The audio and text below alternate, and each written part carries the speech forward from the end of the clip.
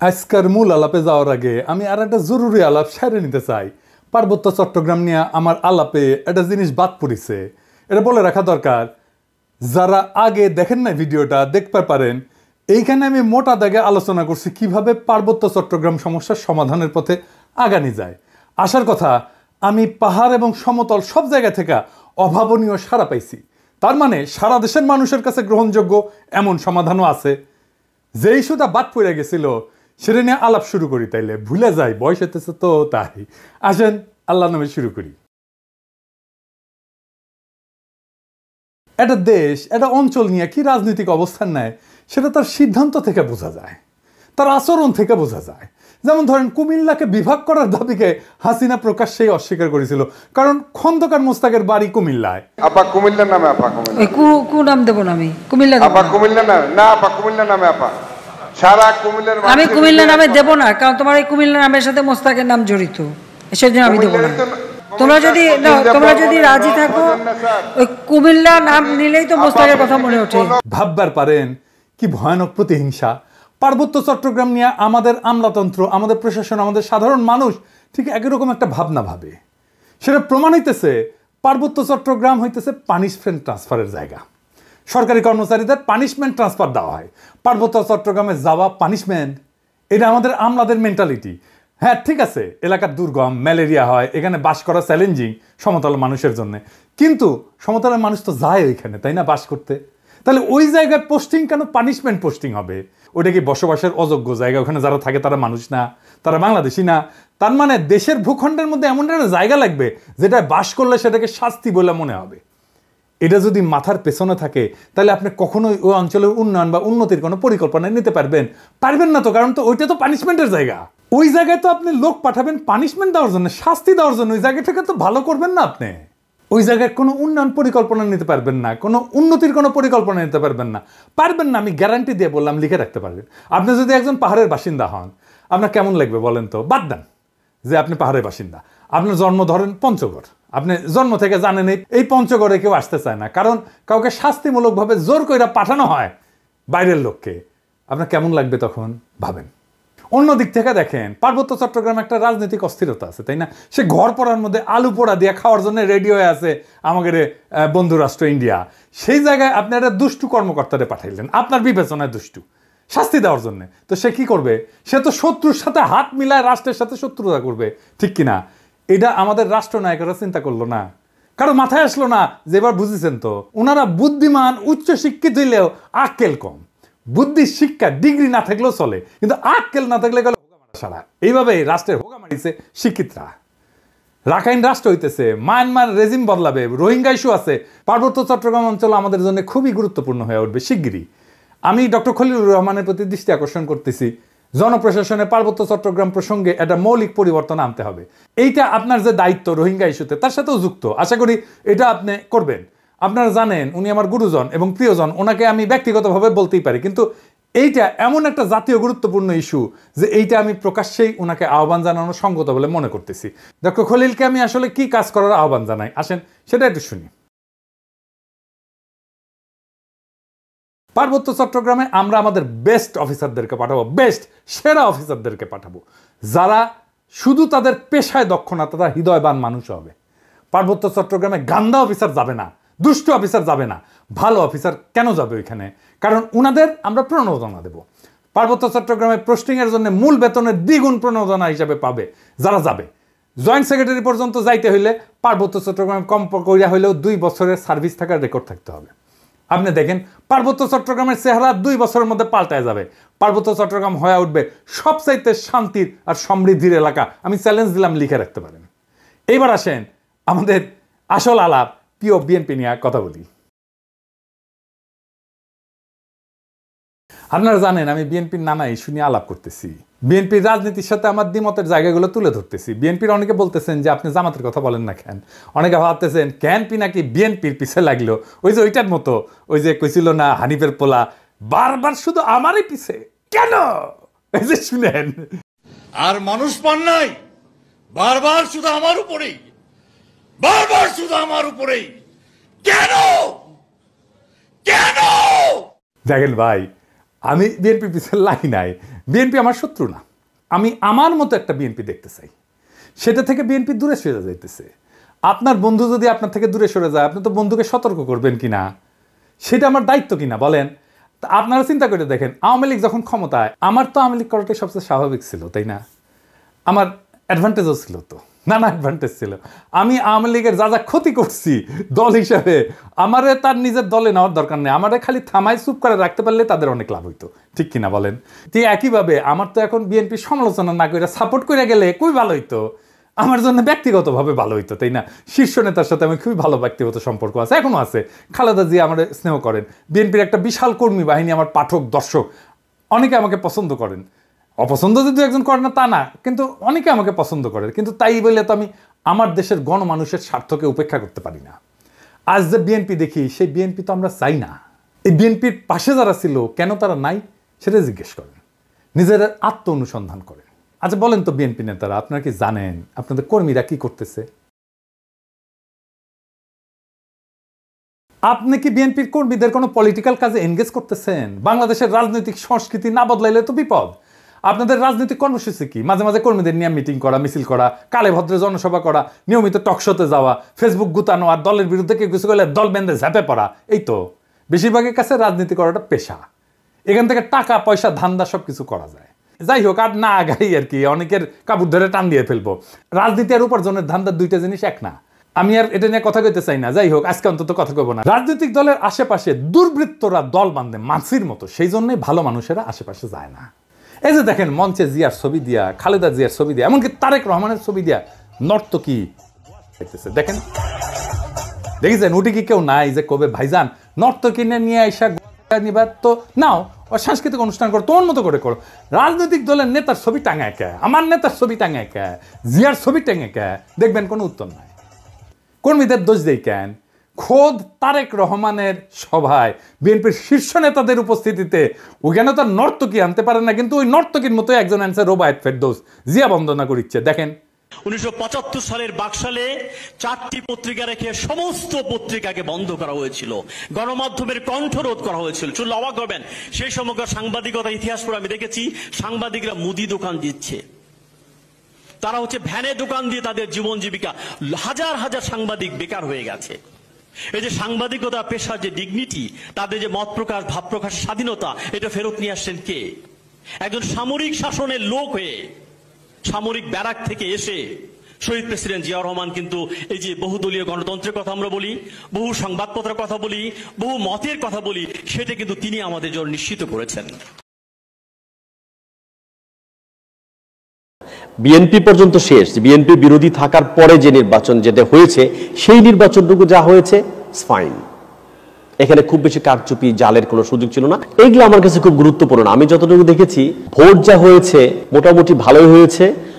ওই আওয়ামী লীগের সঙ্গে স্বতন্ত্র প্রার্থীদের প্রতিদ্বন্দ্বীদের ভোট যা হয়েছে সেটা মোটামুটি ভালো ভোটই হয়েছে। আমি 2-1টা আসন আমার নিজের এলাকায় দেখেছি ঘাম বেরিয়ে গেছে। আওয়ামী লীগের যে প্রার্থী তার বেরিয়ে যেতে প্রচন্ড ঘাম বেরিয়ে গেছে। এই রোবায়েত ফেরদৌসের জিয়া বন্দনা, এটা তো ওই নর্তকীর গোয়া নাচানোর চাইতে অশ্লীল। রোবায়েত ফেরদৌস বিএনপি ক্ষমতায় আসলে সার্ভিস দেবে বিএনপির, তাতে কোনো সন্দেহ নাই। হ্যাঁ, কিন্তু বিএনপির কেন এরকম একজন লুম্পেন ইন্টেলেকচুয়ালকে মঞ্চে জায়গা দিতে হয়, এইখানেই সংকটটা, বুঝছাও? আবার দেখেন, এই যে মোয়াজ্জেম হোসেন আলাল, অত্যন্ত শ্রদ্ধাভাজন রাজনৈতিক ব্যক্তিত্ব, আমি অত্যন্ত পছন্দ করি ওনাকে। উনি কইতেছেন জয় বাংলা আওয়ামী লীগের স্লোগান না, মুক্তিযোদ্ধাদের স্লোগান। তার মানে বিএনপি জয় বাংলা স্লোগান দিবে মুক্তিযুদ্ধের নামে। তাছাড়া জয় বাংলা স্লোগানকে ডিফেন্ড করতে আসে কেন আলাল ভাই? বলেন তো, উনি তো ছোটখাটো নেতা না। এইবার দেখেন, ওই যে ফজলুর রহমান, ওদের মারিছিলাম, ঝাড়ি দিছিলাম না, ওই মালটা কলে থামেনি, বুঝেছেন? আসেন ফজলুর রহমানকে দেখে, খালেদা জিয়ার উপদেষ্টা ফজলুর রহমান ওয়াজের বিরুদ্ধে বক্তব্য দিতেছে, শুনেন। কোন দেশে এইভাবে মাইক লাগায় সারা রাত শুধু রাজনৈতিক বক্তৃতা হয়, যার নাম কয় ইসলাম? এটা তো একটা ওয়ারান দেশ পাইছে, যা ইচ্ছা তা বলতেছে মৌলানা মৌলবীরা, এবং হেলিকপ্টারে যাইতেছে, গাড়িতে যাইতেছে, লাখ লাখ টাকা নিতেছে। এটা তো একটা ব্যবসা বাণিজ্যের ব্যাপার। এবং এরা তো দুনিয়ার সমস্ত কালচার শেষ করে, বাঙালির যে কালচার, শিক্ষা, সংস্কৃতি, নাটক, যাত্রা, গান, বাউল, মাজার সব শেষ করে দিতেছে তারা। কি চায় তারা? এই দেশে কিছু থাকবে না, সমস্ত বাগানে। তার কণ্ঠে তো সেই নাস্তিকদের প্রতিধ্বনি, তার কণ্ঠে তো সেই বামেদের প্রতিধ্বনি, সেই ফেরাউন নমরুদের প্রতিধ্বনি। এইসব হইতেছে কি চারিদিকে, কি হইতেছে দেখে মনে হইতেছে না যে আওয়ামী লীগ আমলে যা যা শুনতেন, যা যা শুনতেছিলেন, এখন বিএনপি সেটাই করিচ্ছে। শুধু বিএনপি মাইক বাজায়, ওই যে সোহরাওয়ার্দীর বডিগার্ডের ভাষণ না বাজাইতে শুরু করে। এটাই তো আমার চিন্তা এখন। এই ফজলুর রহমান তো খালেদা জিয়ার উপদেষ্টা, সে খালেদা জিয়াকে কি উপদেশ দিবে, কি করাই নিবে খালেদা জিয়াকে উপদেশ দিয়া, সেটা কে আল্লাহ জানে। আপনি এখন কইবেন খালেদা জিয়াকে কইলেই শুনবেন উনি। আপনাদের একটা জিনিস জানায় রাখি, উনি খুবই ডেমোক্রেটিক লিডার। উনার আশেপাশে দায়িত্বশীলদের পরামর্শ উনি শোনেন এবং সে অনুযায়ী কাজ করেন। উনি বোঝেনও যদি যে কাজটা করা উচিত না, তারপরে উনি করেন এটা। খালেদা জিয়ার লিডারশিপ কোয়ালিটির এটা একটা গুরুত্বপূর্ণ দিক যে উনি ডেমোক্রেটিক্যালি সিদ্ধান্ত, ওনার নিজের সিদ্ধান্ত যদি এটার বিরুদ্ধেও হয়, তারপরেও দলের লোকেরা, অন্যান্য দায়িত্বশীলরা যেটা বলবে সেটাই উনি করবেন। এই প্রসঙ্গে একটা ঘটনার কথা উল্লেখ করি, যা আমি ওই ঘটনায় যুক্ত একজনের কাছ থেকে শুনছি। বলে না হর্সেস মাউথ। বিষয়টা জানলে আপনারা বুঝবেন কেন আমি ফজলুর রহমানের এই অ্যাটিটিউডে বিচলিত হচ্ছি। গল্পটা আর এক ফজলুর রহমানকে নিয়ে, বীর ফজলুর রহমান, বিডিআর এর জেনারেল ফজলুর রহমান। আপনারা ওনাকে চেনেন, রেসপেক্ট করেন, কিন্তু আমি জানি না যে ওনার সমস্ত কীর্তি, ওনার সমস্ত গৌরব এটা জানেন কিনা। উনি মুক্তিযোদ্ধা ছিলেন, উনি মাদ্রাসা পড়া ছাত্র কিন্তু ব্যাকগ্রাউন্ডে, এবং বিডিআরে থাকাকালে তার নেতৃত্বে 2000 সালে বাংলাদেশ এবং মায়ানমারের মধ্যে একটা যুদ্ধ হয়েছিল, নাভ যুদ্ধ বলে। বাংলাদেশের একজন সেনারও মৃত্যু হয়নি, কিন্তু মায়ানমারের 650-র উপরে সৈন্য নিহত হয়েছিল। মায়ানমার পরাজয় মেনে নিয়ে শান্তি চুক্তি করছিল। 2001 সালে ভারত একটা জায়গা জোরপূর্বক দখল করে নিয়েছিল, সিলেটের পাদুয়ায়। এটা উদ্ধার করে 72 সালে এটা দখল করছিল। 72 থেকে 2001 সাল পর্যন্ত বিএসএফ এর দখলে ছিল ওই অঞ্চলটা, বাংলাদেশের ভূখণ্ড। আবার 2001 সালে 18 এপ্রিল ভারতের কুড়িগ্রাম জেলার রৌমারী উপজেলায় বড়বাড়ি বিডিআর ক্যাম্প দখলের জন্য বাংলাদেশের অভ্যন্তরে বিএসএফ আগ্রাসন চালায়। উনার নেতৃত্বে বিডিআর বাহিনী অনুপ্রবেশকারী বিএসএফ এর দলকে পরাজিত করে এবং অনেক বিএসএফ এর জওয়ান মারা যায়।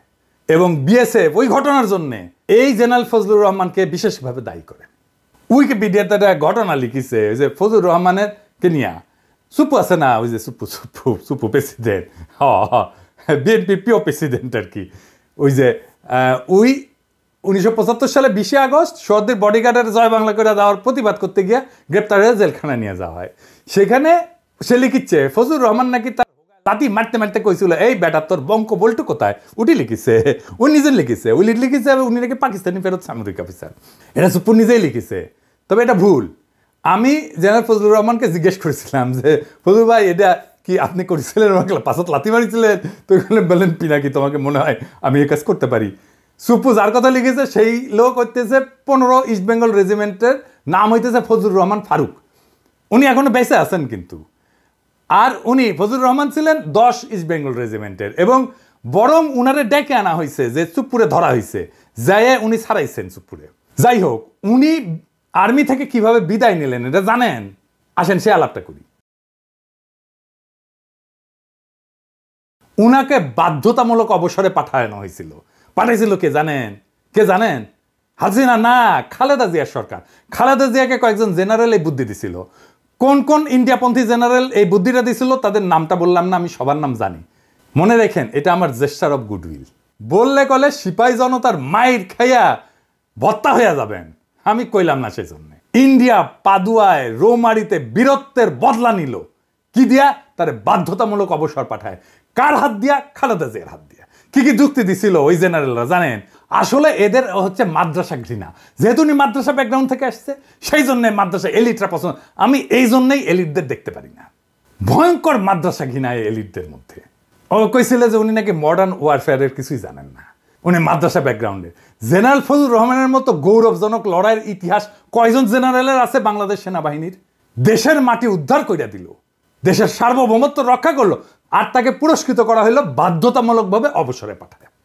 এই যে ফজলুর রহমানের মতো উপদেষ্টা খালেদা জিয়া যদি থাকে না, তাহলে এদের দিয়া ইন্ডিয়া প্রতিশোধ নেবে। খালেদা জিয়ারে যেমন করে সাইন করে দিছে বাধ্যতামূলক অবসরে ফজলুর রহমানের, তারেক রহমানও সাইন করে দিবে। এখানেই আমার ভয়। বিএনপি শুধু না, জামাতকেও বলতেছি, জনগণের সাথে আপনাদের ন্যূনতম 4 দফার চুক্তি করতে হবে। আপনারা নির্বাচন করবেন, যাই করবেন, তার আগে 4 দফা চুক্তি করতে হবে জনগণের সাথে। ভোটই একমাত্র ক্ষমতায় যাওয়ার পথ না। জনগণের সাথে আপনার এগ্রিমেন্ট কি? আপনার ম্যানিফেস্টো না, আপনাকে জনগণের সাথে এগ্রিমেন্ট করতে হবে। এবং আমি যে এগ্রিমেন্টের কথা বলতেছি এটা জনগণের চাওয়া, দরকার হলে আমি ভোট নিয়ে দেখাই দিতে পারবো। এবং দেখবেন জনগণ কিভাবে আমার এই 4 দফাকে সমর্থন করে। 1 নম্বর দফা, আওয়ামী ফ্যাসিবাদকে চিরতরে কবর দিতে হবে। 2 নম্বর, ভারতীয় আধিপত্যবাদের চিরতরে অবসান ঘটাইতে হবে। 3 নম্বর, একটা সাম্যের সমাজ তৈরি করতে হবে। 4 নম্বর, একটা ইনসাফের রাষ্ট্র কায়েম করতে হবে। এই 4টা ভেরি সিম্পল। এই ফ্রেমের মধ্যে থাকলে সেটাই হবে জনগণের সাথে চুক্তি মানা। এর বাইরে, এই বাউন্ডারির বাইরে যাইতে পারবেন না। কথা ক্লিয়ার? আমাদের ঠেকানোর চেষ্টা করতে পারেন, আমরা সর্বশক্তি দিয়ে আমরা বাধা দেওয়ার চেষ্টা করব। ফাইনালি আমার ক্ষুদ্র ভ্রাতাদের জন্য ওরা গতকাল রাশন ট্রাক দেখে হেভি খুশি হয়েছে, হ্যাঁ, যে আমরা রাশন ট্রাকে কিনবো। এটা গেলে সিদ্ধান্ত হয়ে গেছে। তো এটা হইতেছে রাশন ট্রাকের পেজ। এটা সাহেব দেখা দেন, নানা মডেলের ট্রাক আছে এটি। হ্যাঁ, দেখিস কত সুন্দর সুন্দর রাশন ট্রাকের মডেল দেখিস? হ্যাঁ হ্যাঁ, দেখে দেখে আমার ক্ষুদ্র ভ্রাতাদের চোখ চকচক করিচ্ছে। মনে হচ্ছে এখনই ঝ্যাপে পরে ট্রাক চালাবি। হেভি ড্রাইভিং এর লাইসেন্স আছে বেটা, হ্যাঁ, আগে লাইসেন্স হোক তারপরে ট্রাক চালানি। আচ্ছা, এইটা সাহেব ট্রাকের ভিডিও দেখেন না এটা? হ্যাঁ, দেখেছেন হাউস করিছে আমার ক্ষুদ্র ভ্রাতারা। ওই দেখবেন এরপরে ওই পেজে লাইক টাইক দিয়ে ভাইসে দিবি আর কি। দেখেন আরো দেখবেন, দেখেন এগুলা করবেন কি, প্রিন্ট করবেন। প্রিন্ট করে হাঙ্গারে বিএনপির ভাই করে দেখা করবেন যে টেম্পু স্ট্যান্ড নিয়ে ঝগড়া করে লাভ কি, পিনাকি দাদা তো তাকে স্ট্যান্ড বানাচ্ছে, ইটি আসো ইটি আসো। আমার ক্ষুদ্র ভ্রাতারা কবে দাদা হইলে কি বুড়া বয়সে মাথা মুথা খারাপ হয়ে গেল কে, এই এত উত্তেজিত কে? ওই যে বিএনপির মঞ্চে আর এই রাশন ট্রাক দুইটাই বেচছে আসলে সেক্স, কিন্তু দুইটার গুণগত তফাৎ আছে। রাজনীতিও ইনকা হুগানার সাথে টেম্পু স্ট্যান্ডই আসবে, ওটাই কালচার। ট্রাক চালাবার পারবে না। আগামীর রাজনীতি হচ্ছে রাশন ট্রাক চালানোর রাজনীতি। ওই রাজনীতি কেমনে নির্মাণ করতে হয় সেটাও দেখাই দেব। আর বাংলাদেশকে আমরা ওই দিকে নিয়ে যাব ইনশাল্লাহ। ইনকিলাব জিন্দাবাদ।